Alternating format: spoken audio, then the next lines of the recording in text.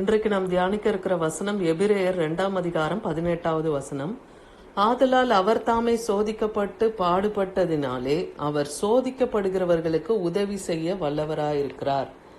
இன்னைக்கு நமக்கு கர்த்தர் கொடுக்கிற வார்த்தை, அவர் சோதிக்கப்பட்டு பாடுபட்டதினாலே. நம் ஆண்டவராகிய இயேசு கிறிஸ்து நம்முடைய பாவம், அக்கிரமம், மீறுதல்களை அவர் தன்னை தாமே பலியாக ஒப்பு கொடுத்து அவைகளை தன் சரீரத்திலே அவர் ஏற்றுக்கொண்டார் இல்லையா? நமக்காக அவர் ரத்தம் சிந்தி மரித்து அடக்கம் பண்ணப்பட்டு 3ஆம் நாள் உயிரோடு எழுந்து இன்றும் அவர் பிதாவின் வலது பாரசத்திலே ஜீவனுள்ள தேவனாய் அவர் வீற்றிருக்கிறார். அப்படிப்பட்ட தேவன் இன்னைக்கு நாம சோதிக்கப்படும் போது தேவன் நமக்கு சோதிக்கப்படுகிறவர்களுக்கு உதவி செய்ய அவர் வல்லவரா இருக்கிறேன்னு சொல்றாரு.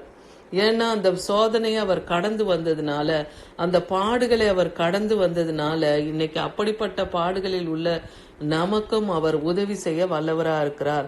1 கொரிந்தியர் 10ஆம் அதிகாரம் 13வது வசனத்துல பாக்குறோம், மனுஷருக்கு நேரிடுகிற சோதனையே அல்லாமல் வேறே சோதனை உங்களுக்கு நேரிடவில்லை. தேவன் உண்மை உள்ளவரா இருக்கிறார். உங்கள் திராணிக்கு மேலாக நீங்கள் சோதிக்கப்படுகிறதற்கு அவர் இடம் கொடாமல் சோதனையை தாங்கத்தக்கதாக சோதனையோடு கூட அதற்கு தப்பிக்கொள்ளும்படியான போக்கையும் அவர் உண்டாக்கினார்னு வேதவசனம் சொல்லுது. அப்போ ஒரு மனுஷனுக்கு இன்னைக்கு சோதனை வருதுன்னா அது அவர் பட்ட சோதனையை விட நம்ம அதிகமா படல இல்லையா? நமக்கு எவ்வளவு நம்மளால அதை தாங்க முடியுமோ அந்த அளவுக்கு தான் தேவன் நம்மை சோதிக்கிறார் இல்லையா? மனுஷருக்கு நேரிடுகிற சோதனையே அல்லாமல், அப்போ ஒரு மனுஷனுக்கு எந்த அளவுக்கு அவனால் தாங்க முடியுமோ அந்த மாதிரியான சோதனைகள் தான் நமக்கு கொடுக்கிறாரு. அதான் அவர் சொல்றாரு, நான் உண்மை உள்ளவர் அப்படின்றார். கர்த்தர் உண்மை உள்ளவரா இருக்கிறார். அதனால அவர் திராணிக்கு மேலாக நம்மை சோதிக்க அவர் இடம் கொடாமல் சோதனையை தாங்கக்கூடிய, சோதனையோடு கூட அதற்கு தப்பிக்கொள்ளும்படியான போக்கையும் நமக்கு கற்றுத்தருகிறார். நம்மை அதை போதித்து நம்மை வழிநடத்தி அதுல இருந்து விடுதலையாக்கவும் அவர் வல்லமை உள்ளவரா இருக்கிறார். அதனால சோதிக்கப்படும் போது நாம் சோர்ந்து போகாமல், சோதிக்கப்படும் போதுதான் தேவனுடைய பிரமாணங்களை நாம கற்றுக்கொள்ளுகிறோம். எதெல்லாம் நம்ம தவற விட்டோம் நம்ம வாழ்க்கையில, ஏன் நம்ம சோதிக்கப்படுறோன்றத வேத வசனத்தின் மூலமாய், அவர் பிரமாணங்களின் மூலமாய் நம்ம கற்றுக்கொள்ளுகிறோம். அந்த எல்லையை நம்ம சீர்படுத்தி கொள்ளும் போது நாம் அந்த சோதனையிலிருந்து தப்பிக்கொள்ள முடியும். அதுதான் சொல்றார், சோதனையிலிருந்து தப்பிக்கொள்ளும் போக்கை உண்டாக்குவார். அதுக்கான வழியை, அந்த நமக்கு ஆலோசனை தேவன் தர வல்லமையுள்ளவர். அப்படி நீங்க இந்த நாட்கள்ல சோதிக்கப்படுறீங்கன்னா ஆலோசனை, கர்த்தாவே எங்களுக்கு அந்த சோதனையிலிருந்து விடுபடுவதற்கான வழியை காண்பியோன்னு சொல்லி நீங்க ஜெபிக்கும் போது கர்த்தர் அந்த வழிகளை, அந்த போக்கை உங்களுக்கு காண்பிப்பார். எபிரேயர் 4ஆம் அதிகாரம் 15-16 வசனத்துல பாக்குறோம், நம்முடைய பலவீனங்களை குறித்து பரிதபிக்க கூடாத பிரதான ஆசாரியர் நமக்கு இராமல் எல்லா விதத்திலும் நம்மை போல சோதிக்கப்பட்டும் பாவமில்லாதவராய் இருந்தும் பிரதான ஆசாரியராய் நமக்கு இருக்கிறார். நம்முடைய பலவீனங்களை குறித்து பரிதபிக்க கூடாத பிரதான ஆசாரியரா மட்டும் நமக்கு அவர் இராமல் எப்படி இருக்காராம், எல்லா விதத்திலும் சோதிக்கப்பட்டும் பாவம் இல்லாதவராய் இருந்த பிரதான ஆசாரியர் நமக்கு இருக்கிறார். அவர் பாவம் செய்யவும் இல்லை, அவர் வாயில் வஞ்சனை காணப்படவும் இல்லைன்னே வசனம் சொல்லுது. அப்ப பாவம் செய்யாதவர், குற்றம் இல்லாதவர், அவர் பரிசுத்தர் இல்லையா?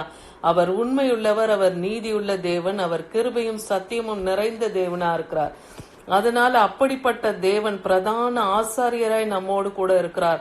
ஆதலால் நாம் அவருடைய இரக்கத்தை பெறுவோம், அவருடைய ஏற்ற சமயத்திலே அவருடைய சகாயம் செய்யும் கிருபையை நாம் அடைவோம். தைரியமாய் நாம் கிருபாசன தண்டையிலே சேர கடவோம் நீங்க பவுல் அப்போஸ்தலன் சொல்றாரு. அதனால நம்ம பயப்பட வேண்டியதில்லை. நம்ம ஏற்ற சமயத்திலே நமக்கு சகாயம் செய்யும் தேவன் நமக்கு உண்டு. அந்த நம்பிக்கையில நாம் அவர் கிருபாசனத்திலே அமர்ந்து தேவனிடத்திலே நாம் ஜெபிக்கும் போது கர்த்தர் நம்மை அந்த சோதனையிலிருந்து விடுதலையாக்க அவர் வல்லமையுள்ளவரா இருக்கிறார். யூதா 1ஆம் அதிகாரம் 24வது வசனத்துல பாக்குறோம், வழுவாதபடி உங்களை காக்கவும் தமது மகிமையுள்ள சன்னிதானத்திலே மிகுந்த மகிழ்ச்சியோடு உங்களை மாசற்றவர்களாய் நிறுத்தவும் அவர் வல்லமையுள்ளவரா இருக்காருன்னு இருக்கு. அப்போ நாம சோதிக்கப்படும் போது நம்ம வழி விட்டு விலகிடக்கூடாது. நம் நிலையை விட்டு நம் வழி போகாதபடிக்கு தேவன் நம்மை காக்க அவர் மகிமையுள்ளவரா இருக்கார். அவருடைய மகிமையுள்ள சன்னிதானத்திலே நம்மை மாசற்றவர்களாய், கடைசியில நம்மளை மாசற்றவர்களாய் அவர் மகிமையுள்ள சன்னிதானத்திலே தேவன் நிறுத்த வல்லமை உள்ளவரா இருக்கிறார். எபிரேயர் 7:25 சொல்லுது, மேலும் தமது மூலமாய் தேவனிடத்தில் சேர்கிறவர்களுக்காக வேண்டுதல் செய்யும்படிக்கு அவர் எப்பொழுதும் உயிரோடு இருக்கிறார். அவர் முற்றுமுடிய ரட்சிக்க வல்லவரா இருக்கிறார். அவர் நம்மை ரட்சிக்க தான் இந்த பூமிக்கு வந்தார் இல்லையா? பாவத்திலிருந்து நம்மை ரட்சித்து மீட்டு நம்மை நித்திய ஜீவனுக்கு கொண்டு போய் சேர்க்க தான் ஆண்டவராகிய இயேசு கிறிஸ்து இந்த பூமியில வந்தார். அதை நாம மறந்துடவே கூடாது. அதே போல நாம சோதிக்கப்படும் போது பிதாவாகிய தேவனிடத்துல நமக்காக பரிந்து பேசுகிற கர்த்தராயும் அவர் நிக்கிறாருன்னு பாக்கிறோம். எப்படி பரிசுத்த ஆவியானவர் வாக்கு கடங்கா பெருமூச்சுகளோடு நமக்காக வேண்டுதல் செய்கிறாரோ, அதே போல ஆண்டவராகிய இயேசு கிறிஸ்துவும் பிதாவாகிய தேவனிடத்துல நமக்காக பரிந்து பேசுகிறவரா இருக்கிறார். வெளிப்படுத்தல் 3:10 பார்க்கிறோம், என் பொறுமையை குறித்து நீங்கள் சொல்லிய வசனத்தை நீ காத்து கொண்டபடியால் பூமியில் குடியிருக்கிறவர்கள் சோதிக்கப்படும்படி பூசக்கரத்திலே வரப்போகிற அந்த சோதனை காலத்துக்கு தப்பும்படியாக உன்னை நான் காப்பேன்னே இன்னைக்கு ஆண்டவராகிய இயேசு கிறிஸ்து சொல்லுகிறத பாக்கிறோம். அப்ப தேவன் எப்படி பொறுமையாய் அந்த பாடுகளை சகித்தார் இல்லையா? வாய் திறக்காத ஒரு ஆடு எப்படி அது வெட்டப்படும் போது அது வாய் திறவாமல் போய் அங்க நிக்குதோ பலிக்கு, அதை போல இவரும் தான் ஒப்பு கொடுக்கும் போது வாய் திறவாமல் இருந்தார்னு பாக்கிறோம். அப்போ இப்போ வரப்போகிற காலத்துல பூமியில இருக்கிற ஜனங்களுக்கு, இந்த பூச்சக்கரத்தின் மேல் இருக்கிற ஜனங்களுக்கு வர இருக்கிற சோதனை காலத்திலே தப்பும்படி நான் உன்னை காப்பேன்னு இன்னைக்கு கர்த்தர் வாக்கு பண்ணுகிறார். ஏன்னா பூமியை காரிருள் மூடும், ஆனா அவர் ஜனங்கள் மீது கர்த்தருடைய வெளிச்சம், நித்திய வெளிச்சம் பிரகாசிக்க போகுது. கர்த்தருடைய ஜனங்கள் மேல தேவனுடைய கரம் இருந்து காக்க போகுது. அந்த நிச்சயத்தை தேவன் இன்னைக்கு நமக்கு தருகிறத பாக்குறோம். ஏன்னா 1 தெசலோனிக்கர் 1:16 சொல்றாரு, உங்களை உபத்திரவப்படுத்துகிறவர்களுக்கு உபத்திரவத்தையும் உபத்திரவப்படுகிற உங்களுக்கு எங்களோட கூட இளைப்பாறுதலையும் பிரதிபலனாக கொடுப்பதே தேவனுடைய நீதியா இருக்குதுன்னு இங்க பவுல் அப்போஸ்தலன் சொல்லுகிறத பாக்குறோம். இன்னைக்கு நம்மை உபத்திரவப்படுத்துகிறவர்களுக்கு தேவன் உபத்திரவத்தை தருவார். நாம் அதை விசுவாசிப்போம்.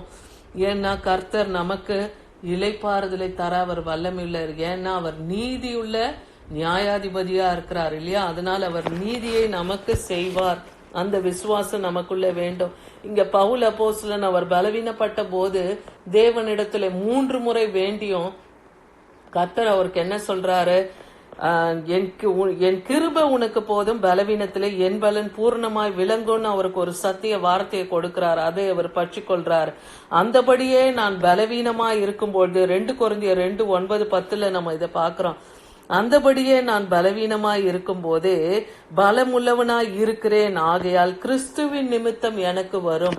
அப்ப இயேசு கிறிஸ்துவின் நிமித்தம் இன்னைக்கு நீங்க பல போராட்டங்களை சந்திக்கிறீங்களா? நீங்க கர்த்தருடைய பிள்ளைகளா இருந்து புறஜாதியார் மத்தியில நீங்க வெட்கத்தை அனுபவிக்கிறீங்களா? இங்க சொல்றார் பாருங்க, கிறிஸ்துவின் நிமித்தம் எனக்கு வரும் பலவீனங்களிலும் நிந்தைகளிலும் நெருக்கங்களிலும் துன்பங்களிலும் இடுக்கண்களிலும் நான் பிரியப்படுகிறேன் இங்க பவுல் அப்போஸ்தலன் சொல்றார். அப்ப கிறிஸ்துவின் நிமித்தம் நம்ம பாடுபடும் போது அதை நாம் பொறுமையாய் சகித்து கொண்டு அதை கடந்து வருவதற்கு தேவன் இன்னைக்கு கொடுத்த அவர் வார்த்தையின்படி சோதிக்கப்படுகிறவர்களுக்கு, பாடுபடுகிறவர்களுக்கு அவர் உதவி செய்ய வல்லமை உள்ளவரா இருக்கிறார். நாம் இதை விசுவாசிப்போம். நாம் விசுவாசித்து அறிக்கையிடுவோம். நாம் பலவீனப்படும் போது, சோதிக்கப்படும் போது கர்த்தருடைய கிருபை நமக்கு போதும். ஆமேன்.